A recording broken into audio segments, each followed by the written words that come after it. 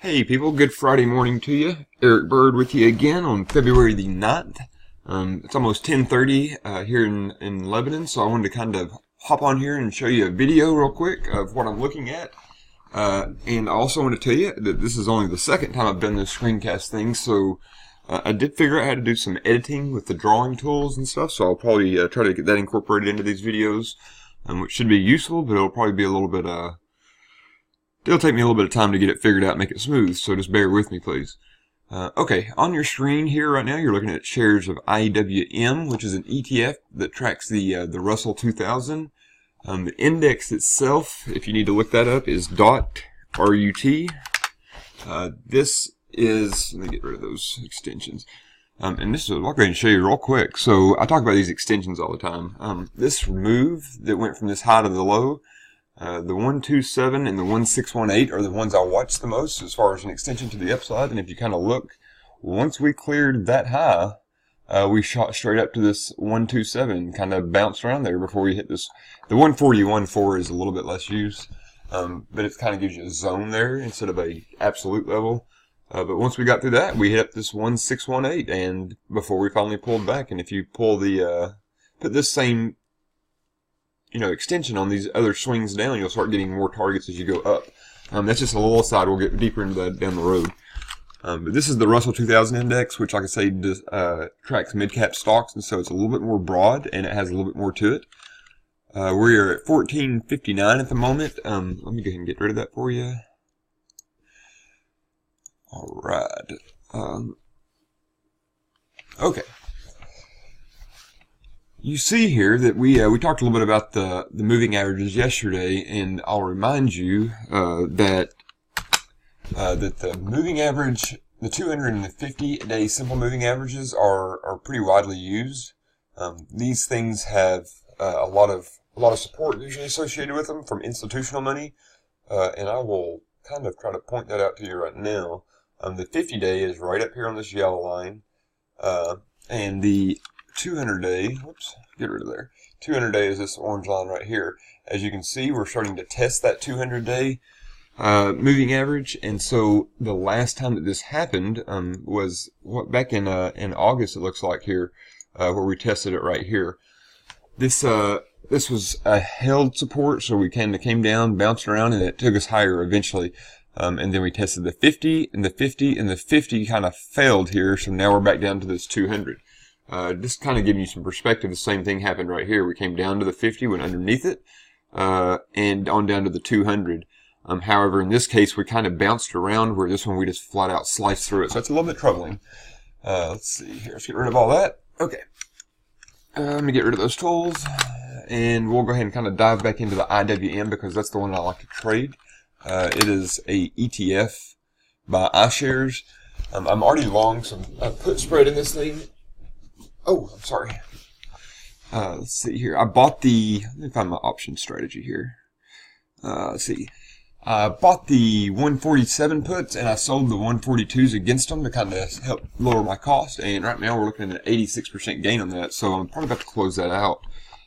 But I do think that like I say, we're at a point now where this market could hold, or we could really, hold and bounce, or we could really just kind of fall apart. Okay. The reason I wanted to do this video was I want to talk to you a little bit about Facebook. Let me pull that up, and we will see potentially a opportunity coming up down the road here. I own the stock. I've owned it since it was $25. I bought it on its IPO day at 40. Watched it tank to 25, bought some more, and have bought incrementally since then and built a pretty good position since. So now we're up at near $200. Obviously, I'm sitting on a gain there, but it's kind of a long-term investment because Facebook owns the world, it seems like these days. Facebook, though, okay, let me get down to a 6-month chart here, and then we're going to kind of talk about it a little bit more. Okay. As you see, we had a moving average crossover here, which is a bearish signal right up here. That was on what day there? That was last week sometime, last Friday, whenever the rest of the market came apart. But as you see, this thing happens all the time, right here and here and here. So we're kind of looking for some kind of confirmation. Here's how you confirm that the down move is true. If you look right here, and this was kind of a false breakout on this one, but let's look at this one right here. The moving average crossed over, but we stayed above this low. So the fact that we didn't set a new low, we kind of stayed up here. Once we started to bounce and the moving averages crossed back over, and we took out this high, we kind of had an idea that we should buy this dip right here. There's some technical Fibonacci levels that go along with all that, but that's kind of the gist of it. And so now we're looking at this current move. We saw the moving average crossover, and we took out this swing low. So I do think that this level will have to either hold, or more likely, I think we actually end up touching this 200-day down here, because the markets are weak overall, and we have a lot of sellers waiting in the wings, so to speak, to get rid of some stuff because they're freaking out. I think, though, that this is a good opportunity for us to kind of start looking at buying this stock again, or adding to our position. Let me kind of get away here from the draws, and we'll kind of look down into a little bit shorter time frame. I'm going to start kind of in reverse order here. Take a look at the 120-minute chart. Let's see here. Okay. Again, this is a pretty bearish-looking picture here right off the bat. We are holding above, excuse me, this previous low over here, which is so far so good. But if we take this low out on this chart, that's going to open the door for additional downside. Oh, let me take a look here. Hang on just a second. Okay, never mind. Let's go ahead and get a little bit closer because I think it'll be easier to see there. I'll pull up the 1-minute chart here. If you notice that we had a strong push up here, and I think that was their earnings. Yeah. Okay, so that was their earnings day. They posted what was that? $1.44 a share. And so the stock initially kind of dabbled down, but then we spiked higher and ran into the broader market weakness, which started occurring at the end of last week. This green E represents a beat compared to the consensus analyst, or consensus from the analyst. But you know, if everything's going down, then Facebook is subject to go down with them. Let's take a look here at some shorter term trades. All right. And I kind of want to show you why I'm looking to buy this. Whoops, is that going away? Yeah, okay. Nope, that was on the 1 month. Okay, let me pull my other chart into picture here, because I think it's going to help us out a little bit. It's got a little bit more of the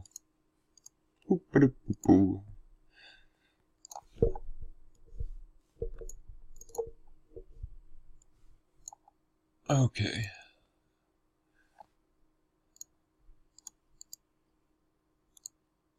All right. So this is the technical chart that I use for kind of bigger picture stuff. And like I said, I usually just keep that on the S&P 500. But I'm kind of seeing some indications here that suggest that support may be close, or a bounce may be close. The first thing I'm kind of looking at here, as I mentioned yesterday, is the relative strength. We are knocking on 30's door. We're at 38.6 right now, which, depending on how the day closes, we'll see where that ends up at. I would like to see this get pushed down to 30. That kind of strengthens the chances for a bounce. And I would also like to see that ultimate oscillator, the UO, going back down to 32. But that has not happened, at least in the past year. We're starting to get let's see here. Nope, we still got a sell signal in the stochastics. But the %R, which is our risk level of entry right now, is fairly low. So I think that you can, if you don't own it, you can dabble. But like I say, I'll be looking for this 200-day at $169 there to start buying this one again. All right, let me get back away from this one. All right. Did anybody count my ums or uhs yesterday?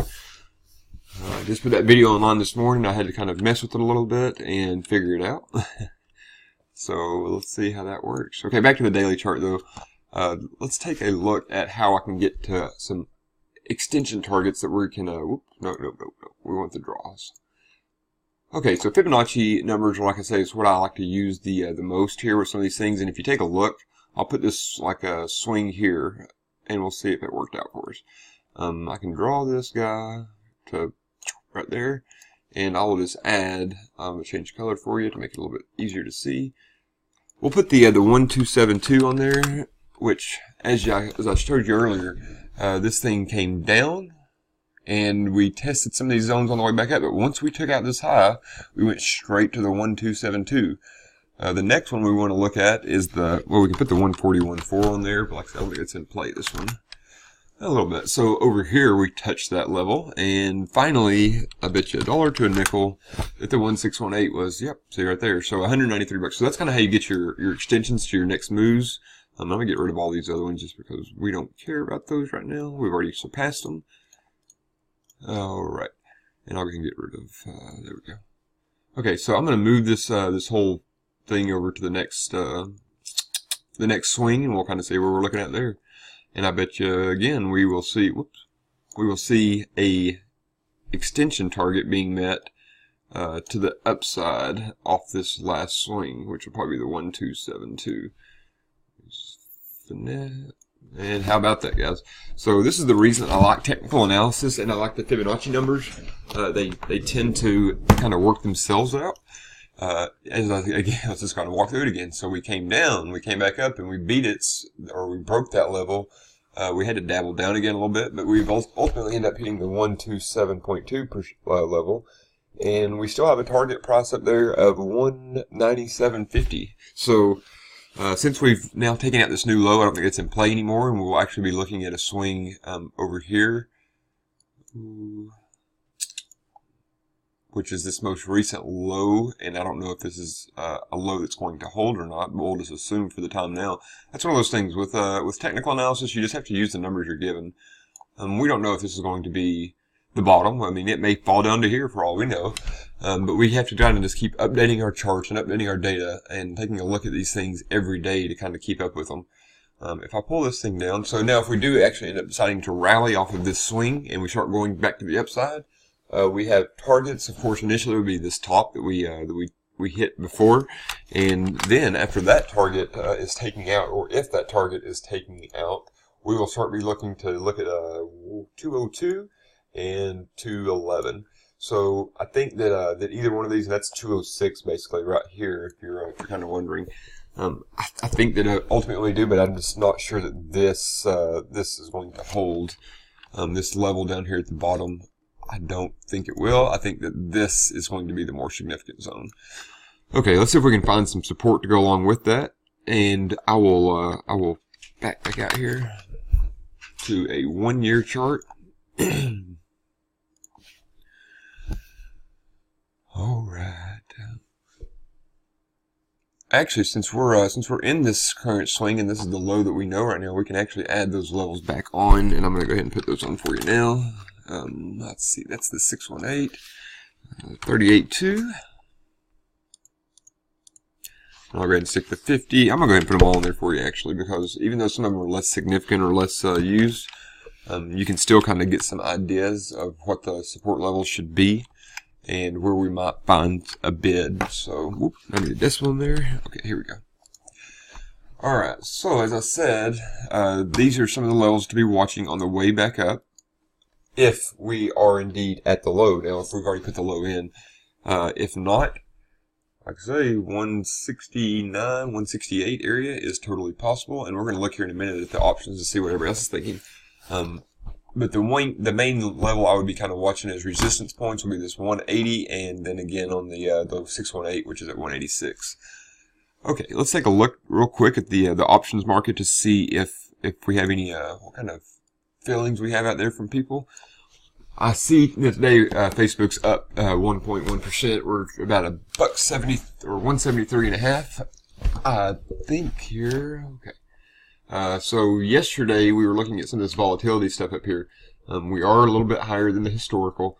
The volumes today, now, like I say, we're only 2 hours into the trading day, and we are knocking on half of the total average daily volume. So I think we'll end up having a pretty robust day, especially given it being a Friday, and next week is the end of expirations for the month, or is expiration for the February contracts. Pardon, I have to sip my coffee occasionally. But right now we are looking at 125,000 contracts traded with a 1.3 to 1 call to put ratio. And I didn't really explain that yesterday. Pretty much it's as simple as it sounds. There are 1.3 calls, which tend to be bullish, being traded for every 1 put that's being traded. And that's pretty much just dividing these two numbers out right here. The 90-day open interest, this kind of gives you an idea of where today's action's at versus where the action, or where the sentiment's been at over the past 90 days. Overall, we pretty much have a 2-to-1 ratio on calls to puts, so that's a pretty bullish signal, or a pretty bullish symbol, rather, whatever. Let's see, and then our open interest today is starting to pretty much be in line with the average. I'm pretty sure it was above average whenever earnings came out, and now we're starting to kind of lose interest because it's already reported. I see a lot of pretty much a neutral market now. This down here, the premium being sold, probably a lot of puts or a lot of call spreads being put or being sold, credit spreads. Let's take a look. All right, so someone sold the puts here. Not a lot of huge trades. Some of these days I see these things with 40, 50, 60,000 contracts being traded in a single purchase. So all right, so someone's selling these calls, the $200 calls. That's a bearish kind of approach to things, and that's a way to limit your risk.